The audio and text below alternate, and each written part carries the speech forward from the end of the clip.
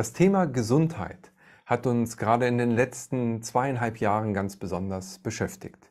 Dinge, die früher ganz normal erschienen, sind plötzlich auf den Prüfstand gestellt worden. Viele Menschen sind dabei zu erwachen, den Horizont zu erweitern und wünschen sich eine andere, eine neue Medizin, ein anderes Bewusstsein, ja, ein spirituelles Bewusstsein im Gesundheitswesen, wo es um Humanität geht und nicht um Profite, wo es um die Menschlichkeit im Fokus geht. Und ich freue mich, dass du hier bei dieser Sendung gelandet bist und damit auch gleichzeitig auf dem YouTube-Kanal des Channeling-Kongresses und des Channeling-Portals. Und mit dem Format im Gespräch mit möchten wir dir ganz gerne Referentinnen und Referenten des Kongresses und des Portals vorstellen, mit denen wir gemeinsam Impulse aus den geistigen Welten an alle weitergeben möchten, die sich dazu in Resonanz befinden. Ja, und so freue ich mich ganz besonders heute, Ingrid Auer hier begrüßen zu dürfen. Liebe Ingrid, schön, dass du dir die Zeit für uns nimmst und da bist. Vielen Dank für die Einladung, sehr gerne. Ingrid, du bist Medium, spirituelle Botschafterin und Autorin, hast dich aber auch immer wieder auf ja, gewisse Themen fokussiert, die dir besonders am Herzen liegen. So haben wir schon mal über spirituelle Pädagogik gesprochen und möchten heute mal den Fokus auf die spirituelle ja, Medizinrevolution legen, kann man schon fast sagen, denn ich denke, es ist überdeutlich, dass sich gerade auch in diesem Bereich, der ja so wesentlich essentiell ist, einiges ändern darf. Das beginnt letztendlich mit der Betrachtungsweise, was ist Krankheit, geht dann natürlich weiter in Diagnostik und endet am Ende natürlich auch in Heilmethoden, die wirklich dazu führen, dass nicht jemand gesund wird, sondern dass wir Heilung erleben dürfen. Und das wollen wir uns genauer anschauen. Ingrid, wie bist du ursprünglich denn mal in diesen Kontakt mit der geistigen Welt getreten? Was ist bei dir im Leben geschehen, um ja heute in dieser Situation mit mir hier zu sprechen? Natürlich in kurzen Worten möglichst, denn dann haben wir noch Raum für das andere, denn ich weiß, dein Leben ist ein sehr wundervolles ja, Beispiel dafür, was alles einem geschehen kann, um diesen Weg des Erwachens zu gehen. Ich würde sagen, so wie viele andere auch, bin ich durch eine Lebenskrise gegangen, um zu meinem Beruf, zu meiner Berufung zu kommen. Das ist mittlerweile fast schon 30 Jahre her. Ich war damals in einem Bürojob tätig und habe immer das Gefühl gehabt, ich bin am falschen Platz, in der falschen Welt, im falschen Leben. Ja, und irgendwann hat mich das Leben dorthin gespült, wo ich hingehöre. Ich wurde dann Kinesiologin. Aus einem Situationsbedarf in der Familie wurde dann meine große Leidenschaft.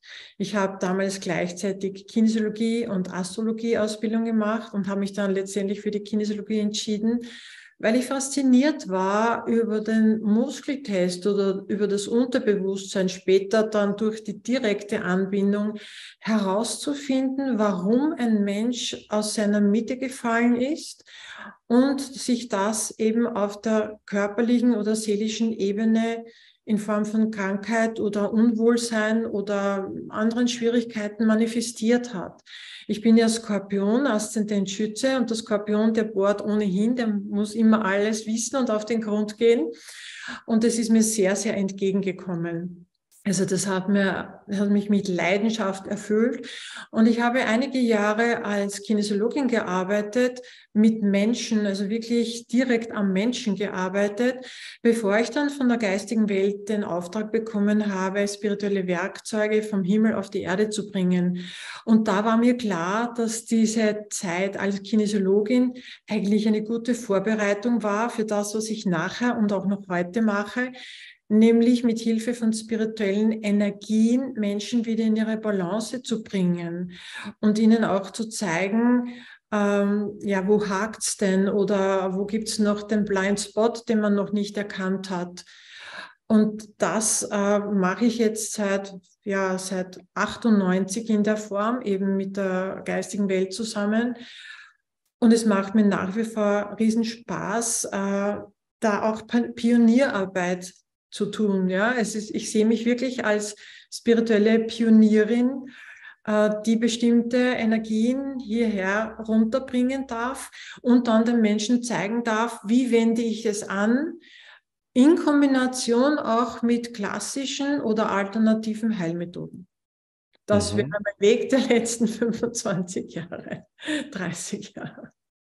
Ja, super. Das hast du wundervoll in kurzen Worten zusammengefasst und so hat jetzt jeder Zuhörer auch und Zuschauer schon mal einen Eindruck von deinem Werdegang und ja, letztendlich auch mit der Kinesiologie ja begonnen und damit ja auch immer schon an diesem Thema dran gewesen, Ursachen zu finden und ja, Heilung in das Leben zu bringen sozusagen, idealerweise natürlich diese Selbstheilungskräfte auch zu aktivieren, denn ich glaube, es ist schon klar, niemand kann einen anderen heilen, sondern Heilung geschieht immer von einem selbst.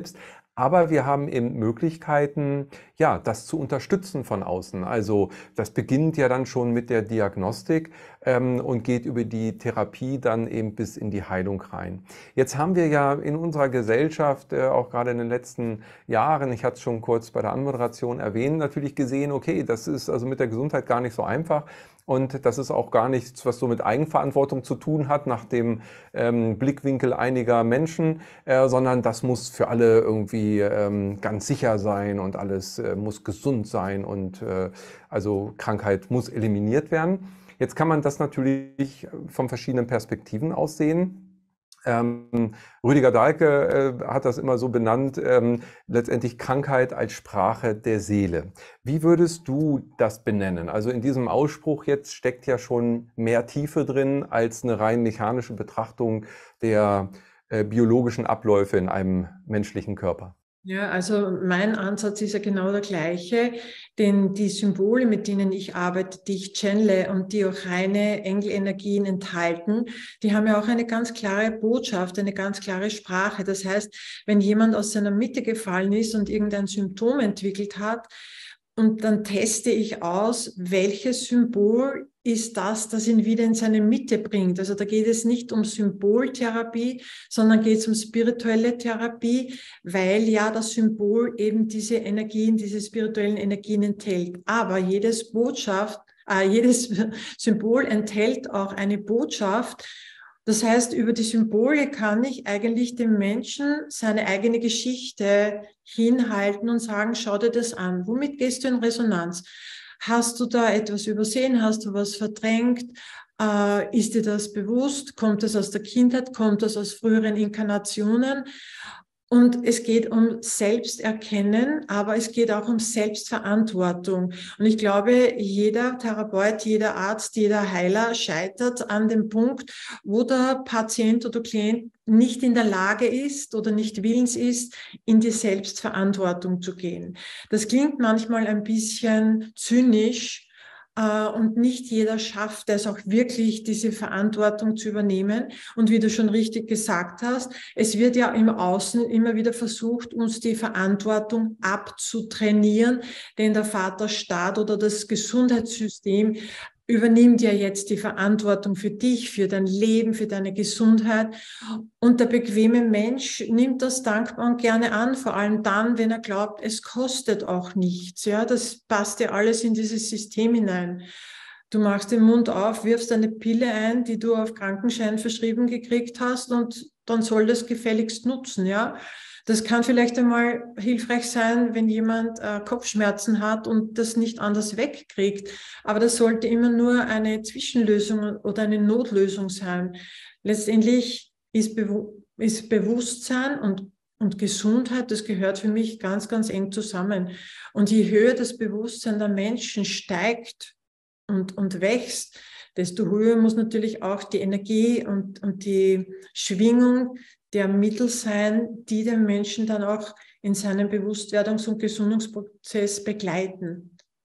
Das Mhm. ist immer eine Also, Frage der Schwingungsebene. Ja? Wenn das Bewusstsein da ist, kann nicht die Energie des Medikaments da sein oder des Hilfsmittels. Das muss mindestens auf einer Ebene sein, damit es überhaupt greifen kann.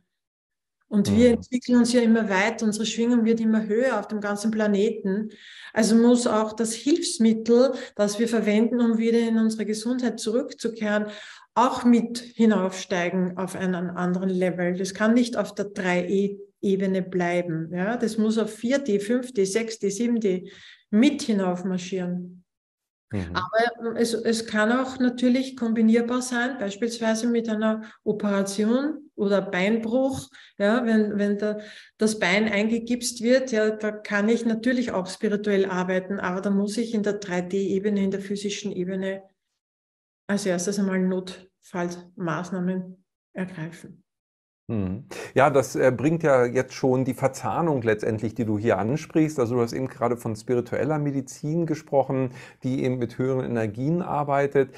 Auf der anderen Seite aber auch den Beinbruch oder halt auch natürlich andere chirurgische Möglichkeiten, die uns die Schulmedizin heutzutage bietet, die ja auch eben, wie du sagst, auf dieser 3D-Ebene ihre Berechtigung haben und auch Menschenleben retten. Von daher eine ganz wunderbare Entwicklung, die ja dort auch in den letzten Jahrhunderten letztendlich vonstatten gegangen ist. Nur die Gefahr ist natürlich immer bei so einem Pendel, wenn das nur in eine Richtung schlägt, dann vernachlässigen wir sozusagen den anderen Teil und wären dafür in gewisser Weise blind. Also ganz zentral ist natürlich, wie du auch sagtest, für mich diese Eigenverantwortung. Meinst du, dass das gerade in der heutigen Zeit auch so ein ganz elementarer Bestandteil ist, den es gilt, wieder sich anzueignen als Mensch hier auf diesem Planeten, dass man eben nicht in diese leichte Annehmbarkeit des, ja, der andere wird es für mich schon richten reingeht, sondern wirklich sagt, hey, das ist mein Körper, das ist mein Leben und ich bin verantwortlich für meine Gesundheit? Also ich glaube, das war ja auch ein zentrales Thema der letzten 2, 3 Jahre, wo jeder auf den Prüfstand gestellt wurde, wie weit übernehme ich jetzt selber Verantwortung für mich und für mein Leben und wie weit lasse ich jemand anderen eingreifen? Wie weit lasse ich mich manipulieren? Wie weit lasse ich mich mit Angst gefügig machen? Wie weit gebe ich meine Selbstbestimmung auf? Das war ein großes kollektives Lernthema und es ist es immer noch. Aber das war meiner Meinung nach so krass. Es wurde uns so krass vor Augen geführt, wohin die Reise geht, wenn wir nicht wirklich unser Leben und unsere Entscheidungen selber in die Hand nehmen. Und die Auswirkungen, die kommen ja jetzt allmählich ans Tageslicht. Ja. Und deshalb glaube ich, dass es wichtig ist, dass wir einfach lernen, dass es bestimmte Dinge gibt, die wir nicht abgeben können, die wir nicht auslagern können. Wir können keine Entscheidungen über unseren Körper auslagern. Natürlich sind wir jetzt keine Spezialisten und keine Mediziner. Mediziner erklärt dir vielleicht auf der physikalisch-medizinischen Ebene, was das Thema ist. Aber wenn das Bauchgefühl etwas anderes sagt, wenn du ein Störgefühl hast, ja, dann ist halt die Frage, magst du das, was dir die Schulmedizin oder die Pharmaindustrie erzählt? Oder erkundigst du dich noch weiter, solange bis du für dich eine klare Sichtweise oder eine Herzensentscheidung getroffen hast? Wenn du natürlich 3 Minuten vom Herzinfarkt stehst, macht es keinen Sinn, das anzudenken, ja. Aber auch hinter jedem Herzinfarkt steckt eine Lernaufgabe und wenn man dann wieder raus ist aus der Situation, schaut man sich ja im Idealfall auch an, was hat mich dazu gebracht, wohin hat es geführt und wie kann ich jetzt ganzheitlich oder auch spirituell arbeiten, um aus diesem Muster, das mich zum Herzinfarkt gebracht hat, wieder auszusteigen. Ja? Aber man muss halt abwägen, wo brauche ich jetzt die Schulmedizin? Oder wo komme ich ohne aus, weil es vielleicht dann Wirkungen gibt oder Auswirkungen gibt, die mich vielleicht ein Leben lang dann betreffen und das ich eigentlich nicht in dieser Form haben möchte. Ja? Mhm. Ja, ich denke auch, genau das ist es, die Abwägung. Und das bedarf aber letztendlich schon auch einen gewissen ja, Mut auch, denke ich. Also auch wieder dieses Annehmen, sich seiner selbst annehmen und auch der Herausforderung, die Annahme dieser Herausforderung, birgt aber eben unermesslich viele Gewinne, weil wenn wir das jetzt mal in den Kontext der Transformation, die ja auch immer wieder aus der geistigen Welt uns ja, dargelegt wird, wie sie vonstatten geht, dass wir letztendlich auch in diesem Bewusstseinssprung sind. Vielleicht sogar ja, dass das sogar eine Schlüsselfunktion ist. Also es kann gut sein, dass eben genau diese Verantwortungsübernahme und dieses Bewusstwerden auch dahingehend, was ist überhaupt Krankheit, wo wir ja auch gleich nochmal, denke ich, drauf einsteigen sollten, dass das eine Schlüsselposition ist und deshalb nicht rein zufällig auch in den letzten 2,5 Jahren uns alle beschäftigt haben. Also gehe ich in die Angst und sage, andere sollen mich sozusagen retten, oder durchdenke ich das, erweitere mein Bewusstsein und hinterfrage auch gewisse Dinge und bin vor allem dafür verantwortlich, mal mein Immunsystem zu stärken, mal an die frische Luft zu gehen, mich gut zu ernähren, mich selber zu bewegen. Also zu schauen, okay, was bedroht mich da eigentlich und warum bedroht es mich und was kann ich aus eigener Kraft machen. Denn wenn wir in unserem Organismus so schwach wären, wie uns das in den letzten 2,5 Jahren dargestellt wurde, dann glaube ich, hätte unsere Spezies hier nicht überlebt auf diesem Planeten. Das aber nur mal am Rande. Also ja, dann ist doch dieses Bewusstwerden, gerade auch die Eigenverantwortung zu übernehmen, eigentlich ja wirklich wie ein Schlüssel auch für die Transformation im spirituellen Sinne, oder? Wie würdest du das sehen? Ja, auf alle Fälle. Ich sehe auch noch einen anderen Aspekt, nämlich, dass man aus dieser Massenangst aussteigt, dass man einfach merkt, diese kollektive Angst, wohin geht die Reise, ja? Natürlich als Individuum aus einer Masse aussteigen, ist für manche mit Rebellentum vergleichbar. Sie gehen lieber mit der Masse. Weil wenn man jetzt eine Herde von Tieren anschaut, die gehen auch, das ist der Instinkt, das ist der Trieb. Sie fühlen sich da beschützt. Und es sind aber nur einige wenige, die aussteigen und sagen, ich spüre, dass diese Richtung eigentlich nicht stimmt.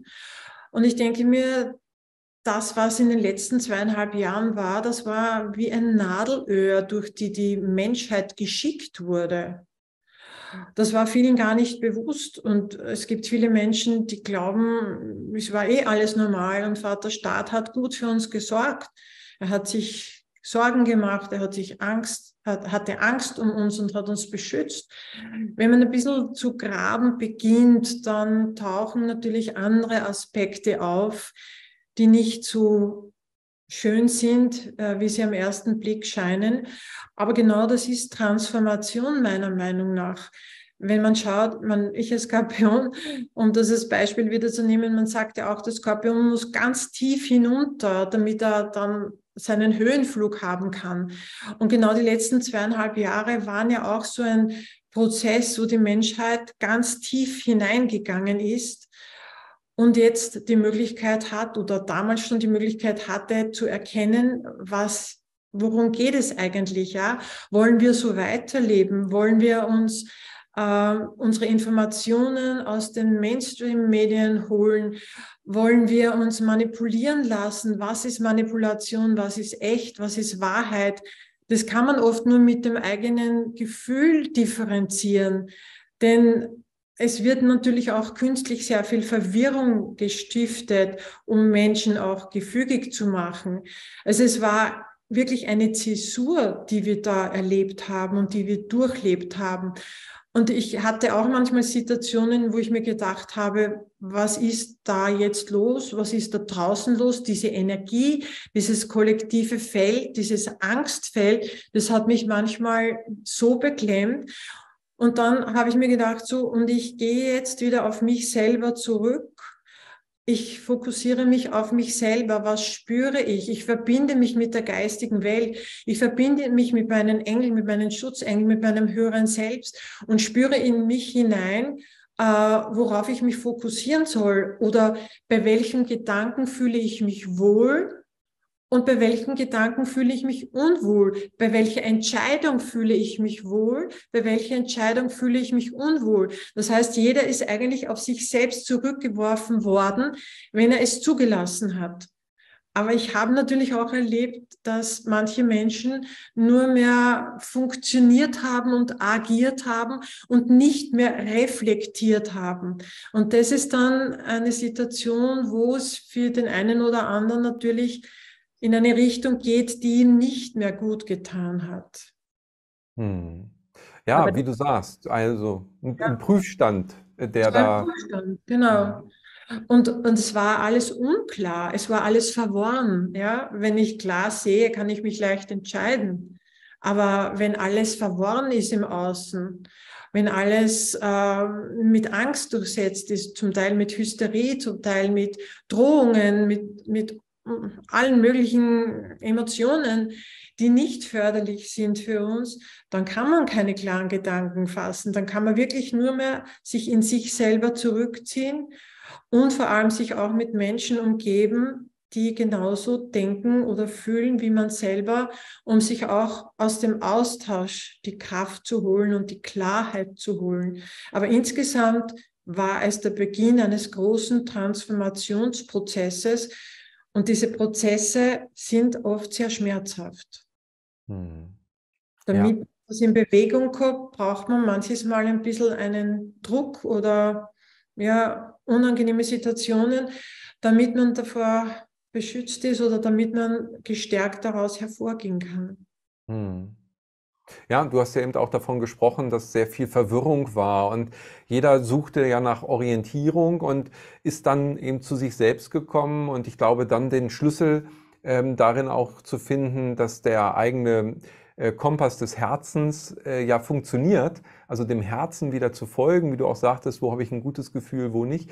Das ist auch so eine Essenz für mich gewesen, dass man wieder viel mehr in das Gefühl reinkommt, dem Herzen zu folgen und man weiß intuitiv, man weiß es, ja, jeder von uns weiß, was eigentlich gut ist und ich glaube auch jeder von uns weiß, wenn er krank wird, wo die eigentliche Ursache liegt. Und das ist vielleicht jetzt auch dem Punkt, den wir nochmal aufgreifen können. Wenn wir davon sprechen, dass wir Krankheiten haben, dann wird in der Schulmedizin in erster Linie das Symptom gesehen. Da ist etwas, jemand hat da was und das muss beseitigt werden. Womit aber die Krankheit, das Symptom vielleicht beseitigt wird, aber nicht die Ursache und damit nicht wirklich Heilung stattfinden kann, gelöst wird. Also die Ursache ist noch nicht gelöst.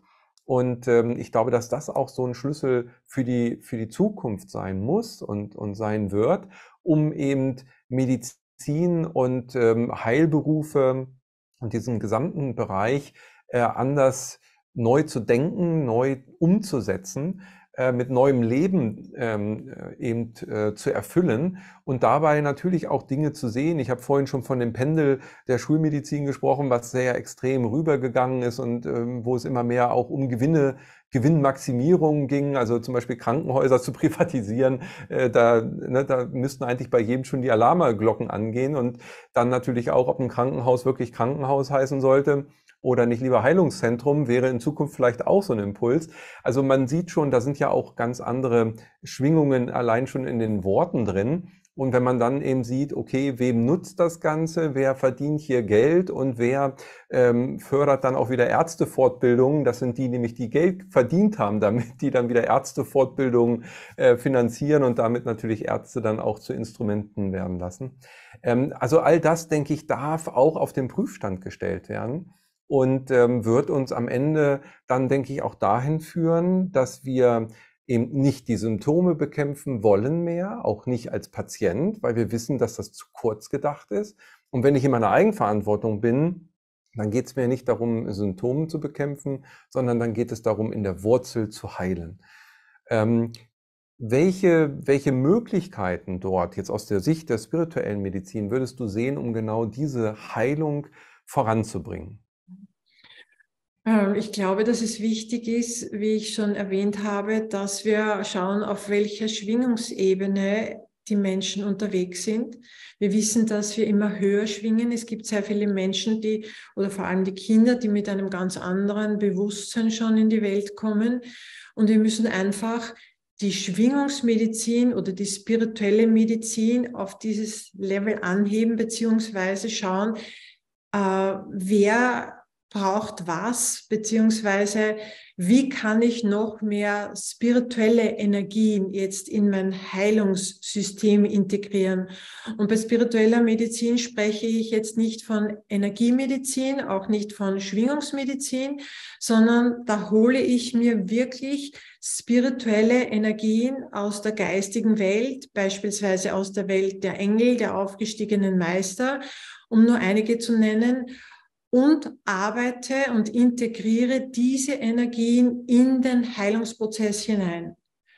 Und wir wissen ja, ursprünglich kommen wir ja auch daher, ja. Wenn wir zurückgehen nach Lemurien oder nach Avalon oder wo immer wir hinschauen, je weniger technisiert wir waren, je mehr wir noch mit der spirituellen Welt in Verbindung gestanden sind, desto einfacher, logischer und klarer war es auch, dass wir als spirituelle Wesen in einem physischen Körper natürlich auch auf spirituelle Energien reagieren, gerade im Heilungsprozess. Und wir sind ja im Aufstiegsprozess, ja, wir bewegen uns ja von der 4. in die 5. Dimension. Viele sind immer noch in der 3. Dimension, die jetzt sich aufmachen in Richtung 4. oder auch nicht. Das ist ja jedem selber überlassen. Aber es muss uns klar sein, dass wir die Medizin, die uns jetzt über Jahrzehnte begleitet hat, 3D-Medizin war. Ja? Also wenn wir uns in Richtung 4D, 5D bewegen, dann ist es logisch, dass wir höher schwingende Medizin brauchen oder Medizin, die vielleicht auf der 7., 8., 9. Ebene kommt. Ja? Und ich glaube, wenn man das einmal verstanden hat, dann gibt man sich mit niedrig schwingenden Energien und Hilfsmitteln und Heilmitteln immer weniger zur Verfügung oder man kombiniert zumindest mit höher schwingenden Hilfs- und Heilmitteln. Ja? Weil, wie gesagt, je irdischer das Problem ist oder wenn sich es auf dem physischen Körper angesiedelt hat, das gesundheitliche Problem, dann muss ich in vielen Fällen eben mit 3D-Medizin beginnen. Aber letztendlich geht es darum, sich weiterzuentwickeln. Und wir wissen ja auch, dass es viele Menschen gibt, die quasi austherapiert sind. Und wenn sie das sind, dann muss ich auch die Ebene wechseln. Ja, dann kann ich mit 3D, wenn ich auf 3D austherapiert bin, muss ich mir 4D anschauen. Wenn ich auf 4D austherapiert bin, muss ich weitersuchen oder zumindest kombinieren. Und das ist, glaube ich, im Gesundheitswesen im Moment noch sehr revolutionär. Da gibt es sehr viel an Pionierarbeit zu tun, weil im Denkschema der Medizin, auch der Ganzheitsmedizin, das irgendwo aufhört bei Schwingung oder bei Quantenmedizin und dann ist Schluss. Ja, aber es gibt ja noch etwas, was draufgesetzt ist, eben die spirituelle Medizin, die ihre Energien ja aus ganz anderen Ebenen bezieht. Und die Kombination von beiden ist natürlich gigantisch. Und ich möchte wirklich Menschen, die im Gesundheitswesen tätig sind, einfach ermutigen, schaut euch einmal die spirituelle Ebene des Heilens an, die spirituelle Ebene der Medizin. Da muss man jetzt nicht unbedingt an Gebet denken, auch das ist spirituelle Medizin meiner Meinung nach, ja. Aber es geht darum zu schauen, was gibt es noch in Richtung nach oben, dass ich integrieren kann in die irdische Ebene und kombinieren kann mit ganzheitlichen, holistischen Methoden und Möglichkeiten. Und es wird immer mehr in die Richtung gehen. Denken wir an die Kinder der neuen Zeit, die hier sind und zum Teil mit den Hilfsmitteln der Alternativmedizin auch nicht mehr ausreichend Unterstützung finden, weil sie einfach höher schwingen. Ja?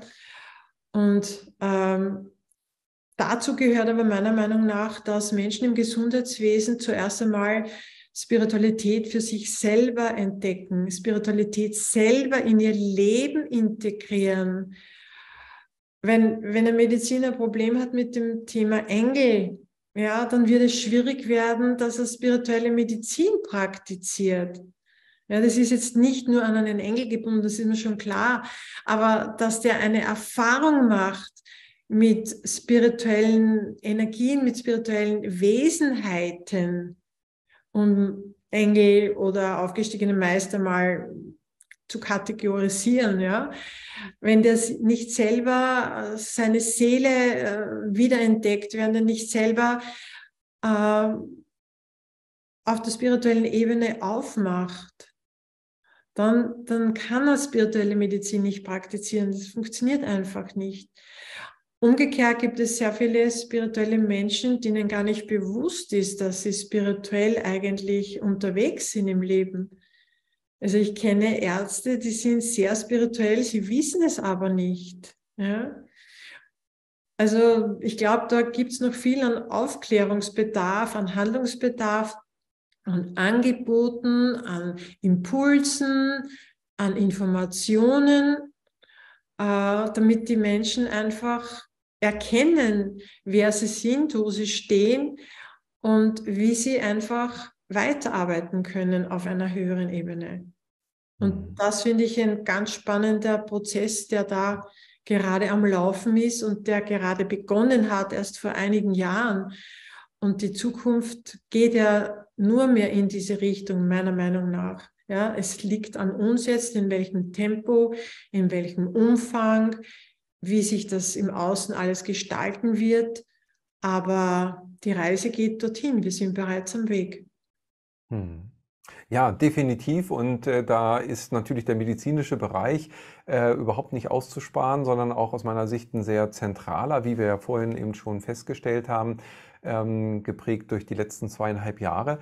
Und da ist riesiges Potenzial. Also ich denke auch, gerade im wissenschaftlichen Bereich und wenn man mal die Wissenschaft weltweit betrachtet, gerade auch zum Beispiel in der Physik, gerade die Quantenphänomene, die beschrieben wurden, da sind große Wissenschaftler eben an die Spiritualität herangewachsen in ihrer Weltanschauung und haben plötzlich Dinge miteinander verbinden können, ob das ein Nikola Tesla war oder ein Albert Einstein, die die Welt schon ganzheitlicher gesehen haben. Also nicht nur auf dieser materialistischen Ebene, sondern eben auch diese geistig-spirituellen Ebenen, Schöpferebenen dazu einbezogen haben und damit natürlich auch ja, Physik sozusagen in einer ganz neuen Form dargeboten haben, die jetzt erst Stück für Stück, und wir müssen mal gucken, wann waren die eigentlichen großen Entdeckungen auf dem Gebiet, wann kommen sie dann letztendlich an im Mainstream, wann werden sie von der Gesellschaft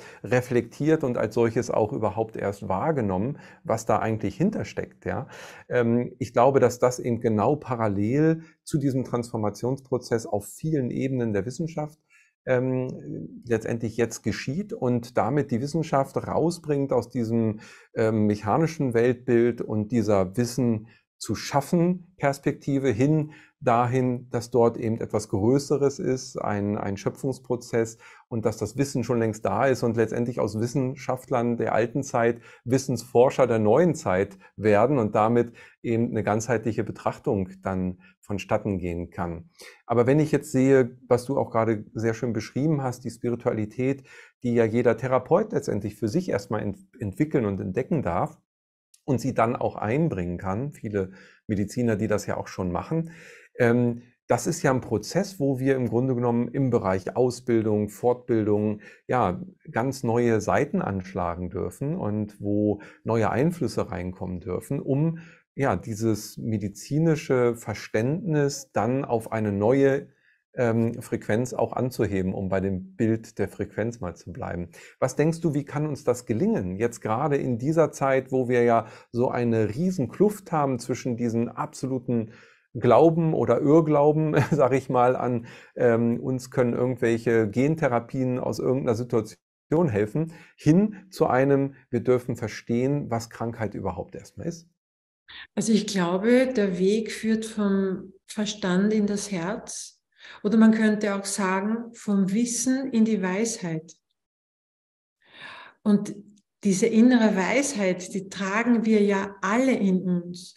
Aber manches Mal ist der Verstand einfach derjenige, der uns hemmt, nach unserer inneren Weisheit zu leben. Ich denke mir, Wissen ansammeln, etwas lernen, etwas erforschen, das ist die eine Geschichte. Aber der nächste Schritt ist, daraus etwas zu machen und mit der Herzensweisheit zu verbinden oder mit der spirituellen Weisheit, die jeder von uns in sich trägt. Wir haben ja unzählige Inkarnationen hinter uns.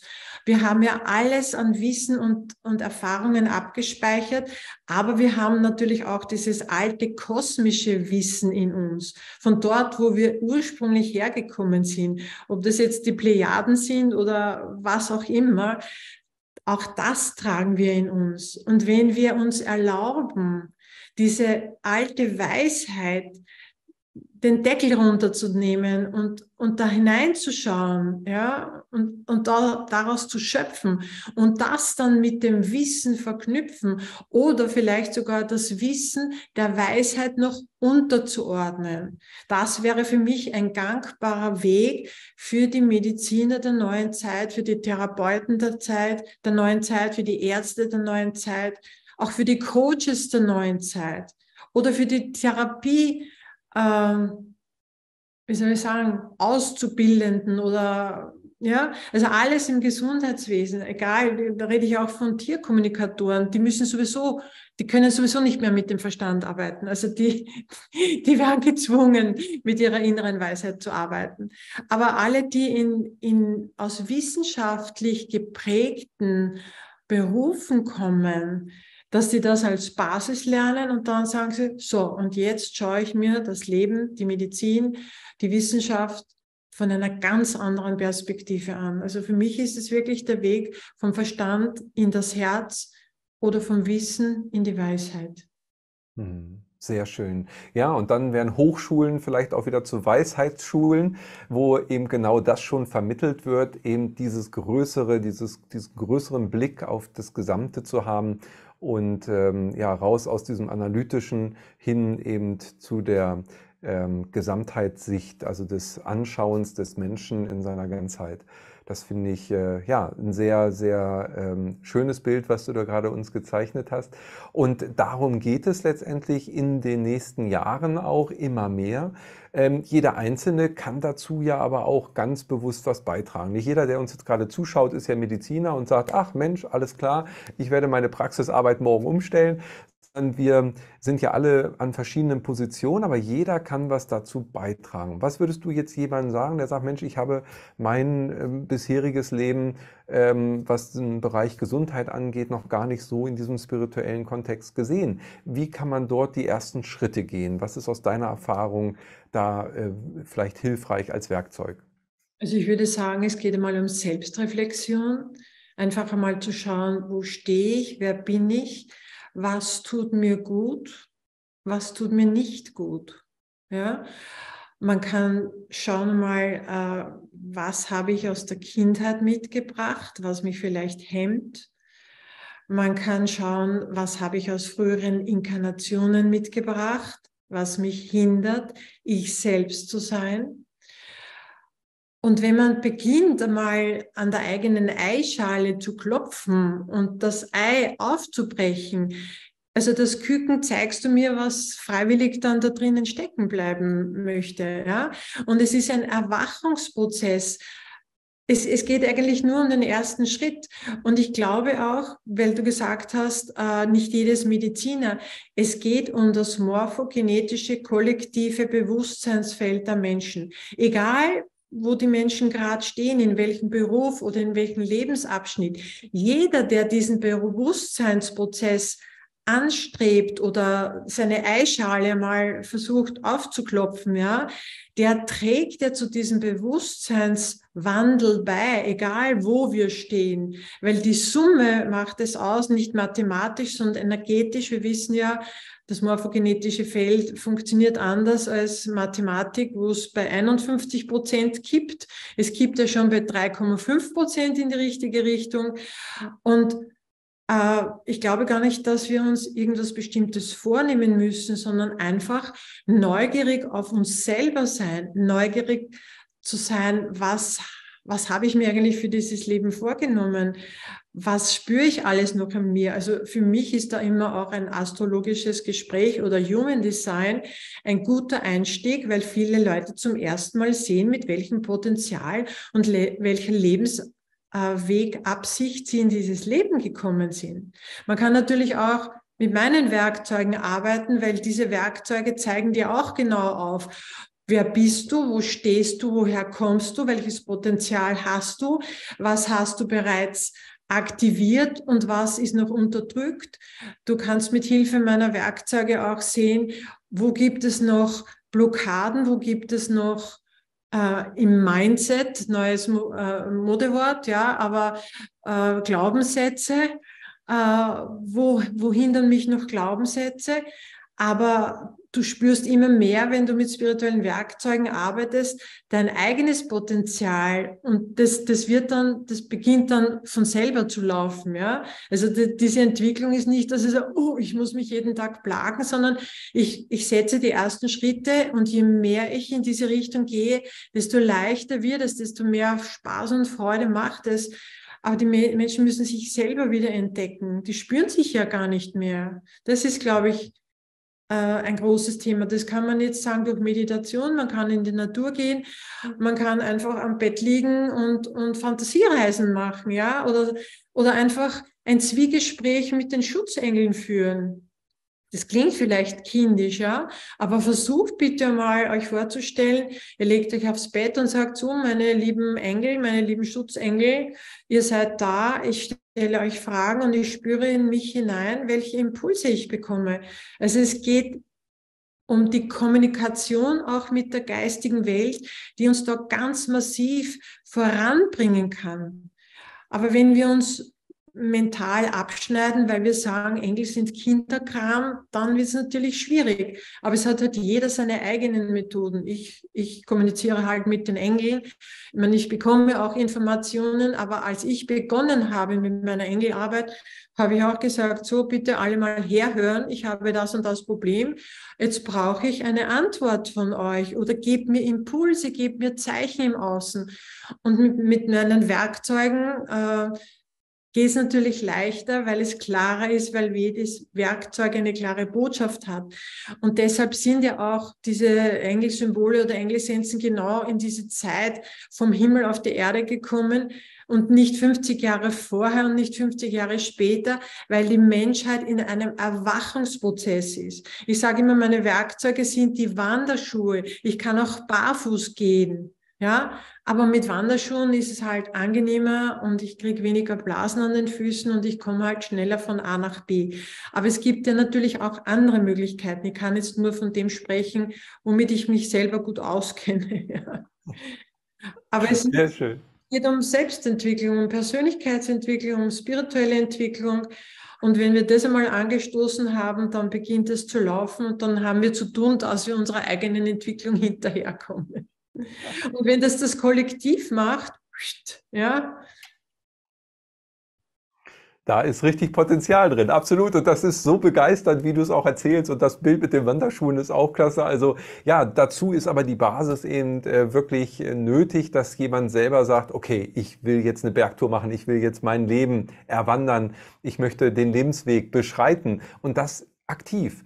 Und das, glaube ich, ist ja auch ein ganz wesentlicher Punkt, in die eigene Schöpferkraft zu kommen. Also nicht nur in die Eigenverantwortung zu sagen, okay, das, was da mir geschieht, ob das Krankheit ist oder ein unangenehmer Nachbar oder wer auch immer da mir im Wege steht, das ist nicht zufällig, sondern das hat was mit mir zu tun. Und wenn ich dann eben in diese Eigenverantwortung gehe, dann kann ich daraus eine Information gewinnen, die mich nach vorne bringt. Und wenn ich dann in die Schöpferkraft komme, dann kann ich eben das also in Eigenverantwortung sogar verändern, mein Leben zu verändern. Das ist genau das, wozu wir jetzt, denke ich, auch aufgefordert werden, immer mehr, immer mehr. Viele von denen, die jetzt auch zuschauen, sind schon seit vielen Jahren dabei. Die haben dann auch diese Dynamik schon, denke ich, spüren dürfen, so wie das jemand eben erfährt. Es gibt immer mal wieder Rückschläge, gar keine Frage, aber unterm Strich, glaube ich, Ingrid, kann man sagen, dass jemand, der sich aus dem Sessel erhebt und auf dem Weg des Lebenswegs begibt, wirklich neue Energien bekommt, der sozusagen zuversichtlicher wird, positiver denkt, dann noch in Kontakt mit der geistigen Welt kommt, also mit seinen eigenen geistigen Führern, ob das der Schutzengel ist oder ob das höhere Selbst ist. Die Informationen sind da, die Antworten sind da. Wir dürfen die Fragen stellen. Und wenn wir die richtigen Fragen stellen, dann kommen auch die Antworten zu uns, die uns helfen, eben auf diesen Prozess der Heilung auch zu kommen. Und ich glaube, Heilung, das hatten wir eben auch zum Eingang ja schon als ein ganz zentrales Element. In der Zukunft des Gesundheitswesens, glaube ich, geht es weniger um Gesundheit, der eher ein Prozess ist, für mich gesprochen, vielmehr um das Ziel, nämlich um Heilung zu erfahren. Und wie du es vorhin auch sagtest, ob das eben Heilung seelischer Natur ist, ob das eben Heilung, also Erfahrungen, die dann psychosomatisch sich niederschlagen können oder körperliche Heilung ist. Es geht am Ende darum, wieder ganz zu werden. Das ist doch eigentlich dieser Punkt, der Motivation genug sein dürfte. Ja. Und ich sage auch immer, alles, was wir für uns selber entscheiden, braucht nicht mehr für uns entschieden werden. Nämlich sowohl auf der irdischen Ebene gibt es Entscheidungen, die über uns getroffen werden, als auch natürlich, wenn ich sage, ich komme zu weit von meinem Lebensplan ab, dann sagt die geistige Welt vielleicht einmal, okay, stopp, Sackgasse, ja. Das heißt, da sind wir dann erst recht gezwungen, die Verantwortung zu übernehmen und selber Entscheidungen zu treffen. Und ich weiß, bei vielen Menschen ist das Thema Entscheidungen treffen und sie dann umsetzen eine ganz große Challenge. Und da möchte ich wirklich allen Mut machen. Wir kommen alle mit unserem Lebensplan und dieser Lebensplan, der arbeitet für uns.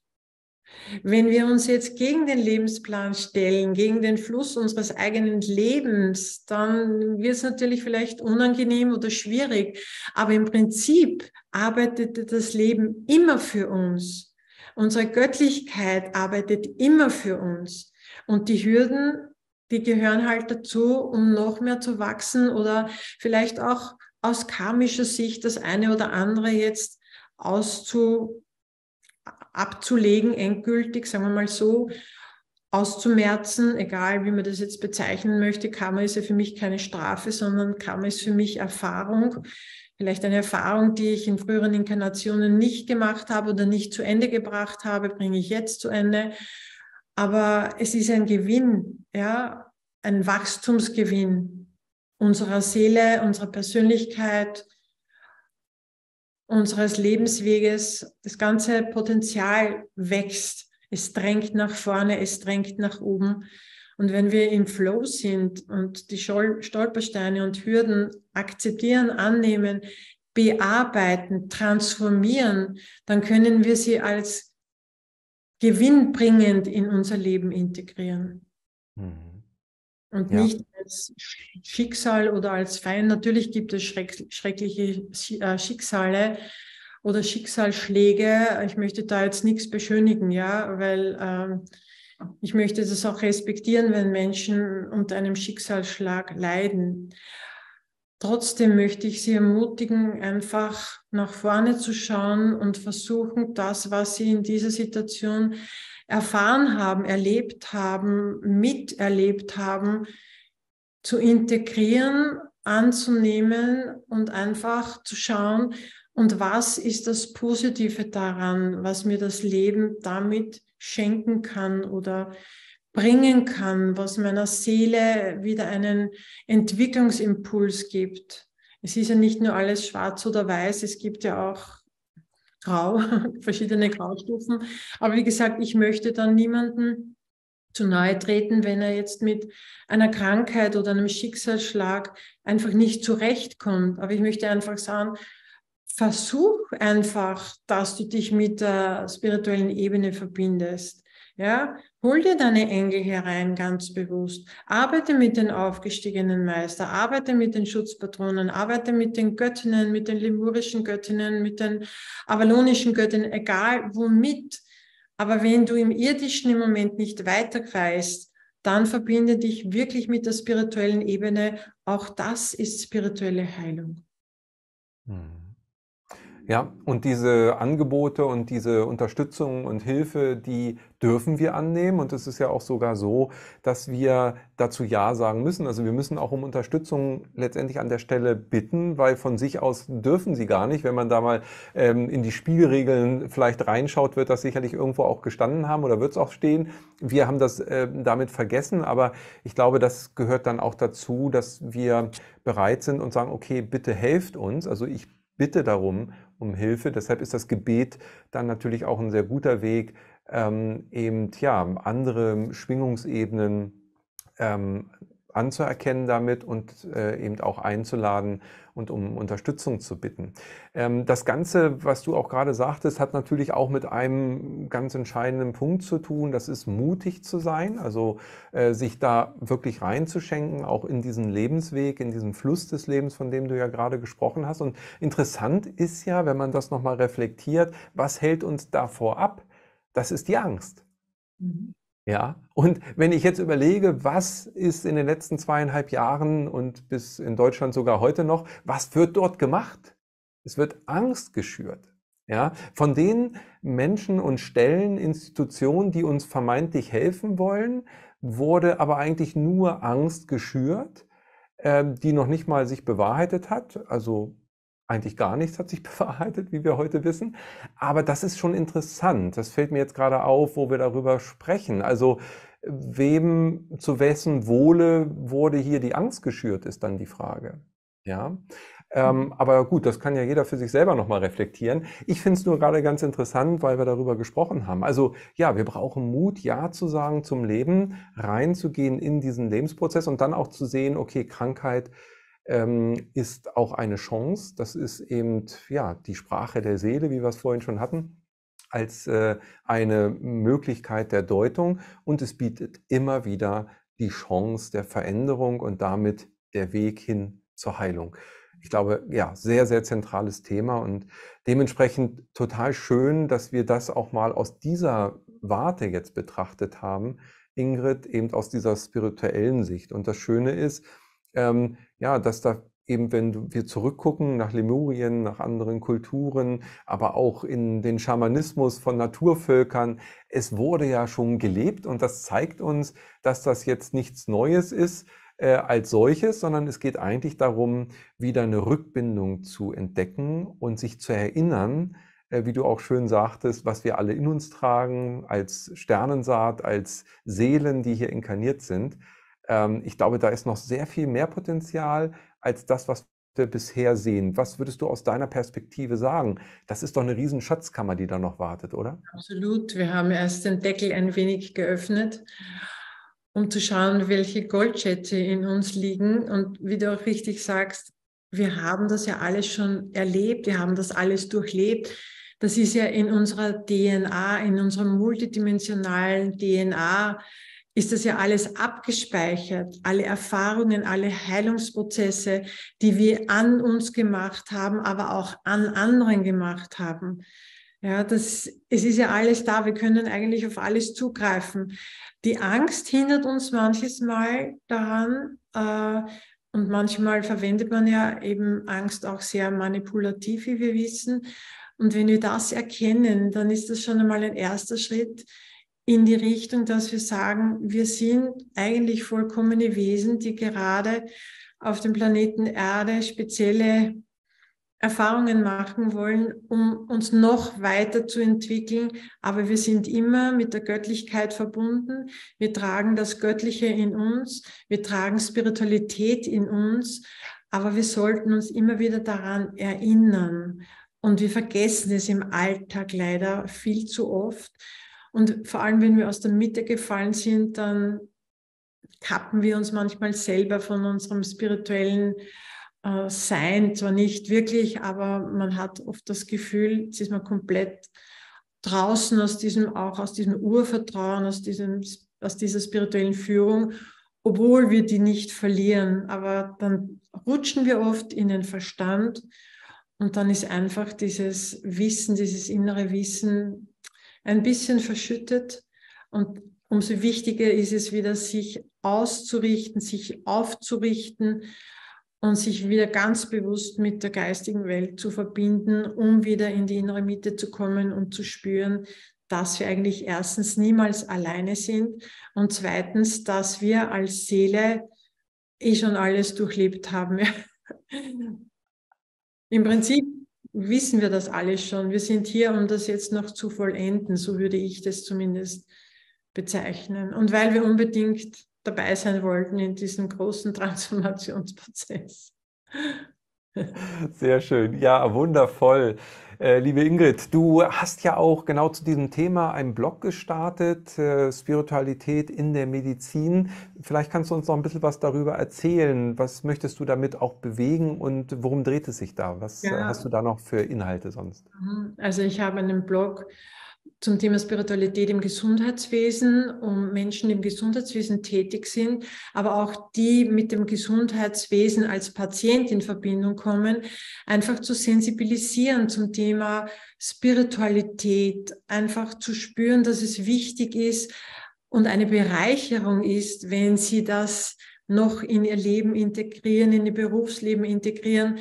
Ich bin auch dabei, Programme vorzubereiten, also um auch Menschen im Gesundheitswesen auf ihrem Weg in ihre eigene Spiritualität zu begleiten, ihnen zu helfen, ihre Spiritualität in sich selber zu entdecken und mit Hilfe meiner spirituellen Werkzeuge die eine oder andere Blockade noch aufzulösen, Glaubenssätze aufzulösen, Karma aufzulösen. Also ich finde, es ist wichtig, wenn man selber, ich habe es eingangs ja gesagt, an sich selber mal arbeitet im spirituellen Bereich, bevor man dann an seinen eigenen Klienten oder Patienten arbeitet. Also es ist ein Erfahrungsprozess, ein wunderschöner Erfahrungsprozess. Ich bin, wie gesagt, dabei, da ein größeres Programm zu entwickeln und die Menschen auf dieser Reise zur Spiritualität im Gesundheitswesen zu begleiten, zu unterstützen, ihnen Mut zu machen oder ihnen auch beispielsweise zu zeigen, wie man mit Hilfe von spirituellen Werkzeugen Allergie löschen kann, ganz pragmatisch, ja. Also ich bin ja auch die Pragmatikerin, muss ich schon dazu sagen. Ja, sehr schön. Das hört sich gut an. Also da hat jetzt jeder, der hier zugeschaut hat, auch die Möglichkeit, noch mal tiefer noch einzusteigen in dieses Thema. Der Link befindet sich hier unter dem Video, also schaut da gerne vorbei.